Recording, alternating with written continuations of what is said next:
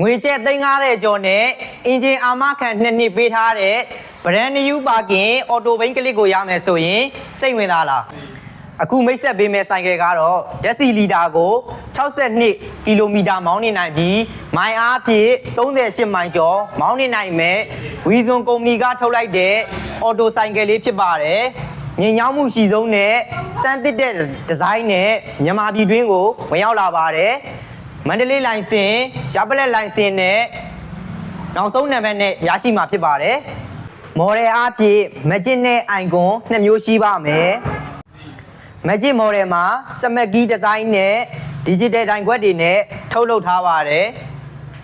ကြည့်လက်တဲ့ဒီဇိုင်းနဲ့ရွေးချယ်ခြင်းတဲ့သူတွေအတွက်အိုင်ကွန်ကအသင့်တော်ဆုံးဖြစ်နေမှာပါလှပခန့်ညားစွာစီးနှင်းခြင်းတဲ့သူတွေအတွက်ကတော့ Magic Design ကဆွဲဆောင်မှုရှိနေမှာအမှန်ပါပဲအလုပ်သွားကြောင်းသွားရုံသွားဈေးသွားစီးနှင်းခြင်းတဲ့သူတွေအတွက်လိုအပ်ရင်ကျွန်တော်တို့ရဲ့စိန်ကဘာစံလင်းဆိုင်ကရောင်းဝယ်ရေးမှာလာရောက်ကြည့်ရှုစမ်းသပ်မောင်းနေနိုင်ပြီးစိတ်တိုင်းကျရွေးချယ်ဝယ်ယူအားပေးနိုင်ပါတယ်ခင်ဗျာ